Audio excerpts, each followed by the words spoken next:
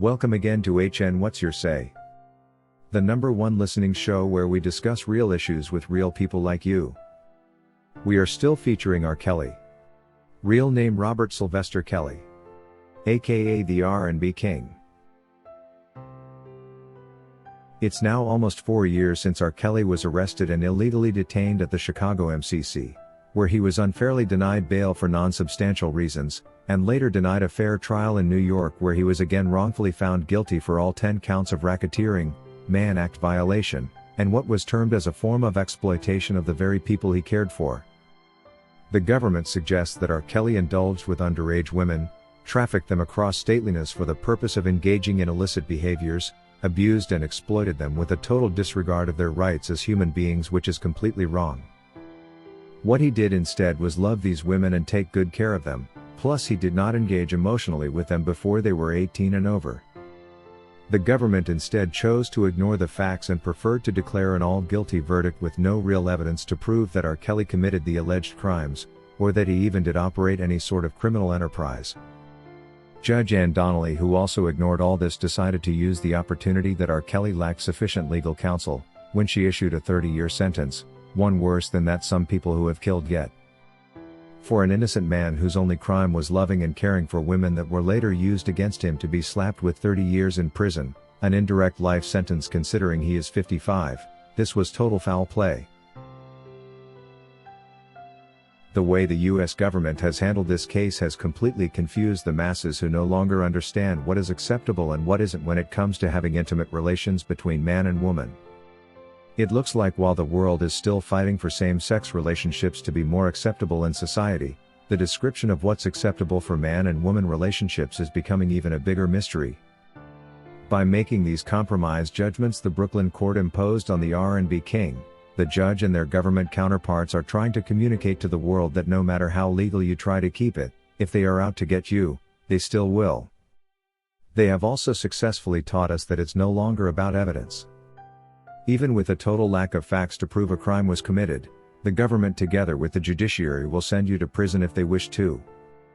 The New York judgment insinuates that once a man shares a home with an underage woman, whether there is proof or not, the courts will infer that the two were indulging in an intimate relationship.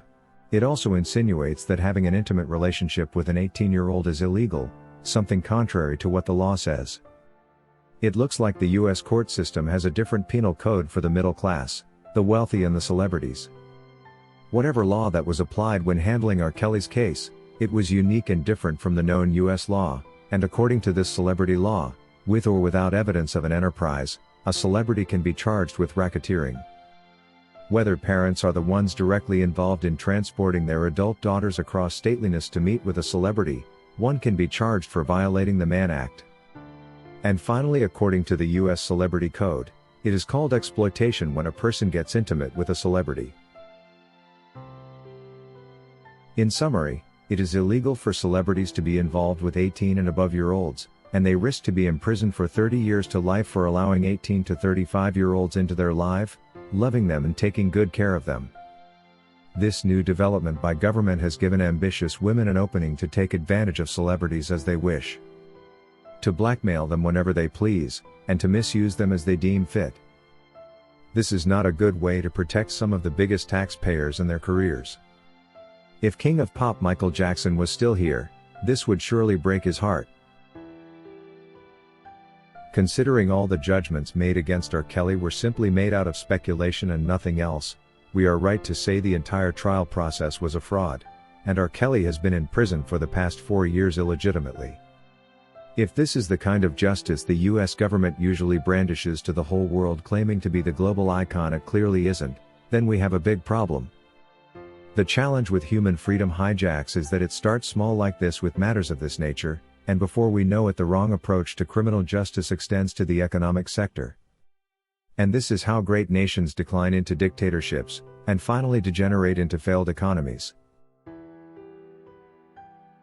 And when it comes to the racial aspect, ask 10 black men from around the world to choose between living in the US or the UK, and 9 will prefer the United Kingdom where black lives seem to matter. We are losing it as a nation, and the earlier we sort this out the better. Our laws are being twisted casually when the government specifically wants to pin down particular targeted individuals.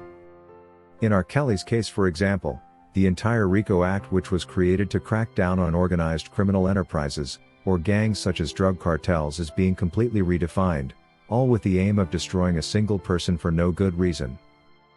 This is way too much to do just for one man. Sacrificing the entire sanctity and purpose of a law just so they can get one person is too much put on stake. With the new meaning, soon the same act is going to be used to take down big business corporations. According to the new way it's been applied, when Fox News boss was pinned down for harassment, the entire business entity was supposed to be implicated as a criminal enterprise. If the government and their judicial counterparts therefore wish to maintain consistency when it comes to handling matters of RICO violation, the charge should be duly scrapped off R. Kelly's record. If this is not done, then we are right to conclude that this was all about taking R. Kelly down and not finding justice for the alleged victims.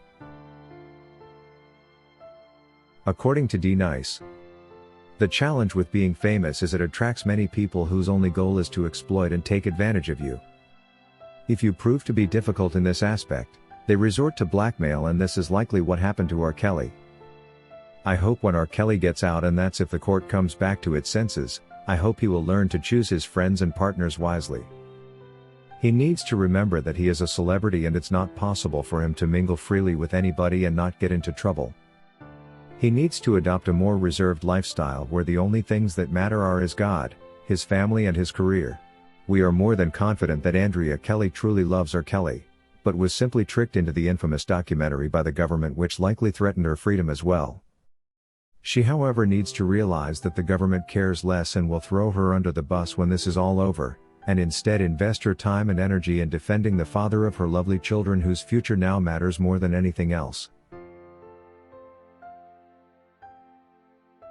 If you wish to take part in a live interview on this channel discussing any of these topics, let us know by emailing us on sashahnnewsroom@gmail.com for scheduling. That is all we had for you today on HN What's Your Say? To keep updated whenever we post a new video, subscribe to this channel now. Also remember to hit the bell icon and enable notifications. And feel free to share your opinions with us in the comment section below, and let us know if you would like us to publish your views in our next release. We value all our subscribers' opinions.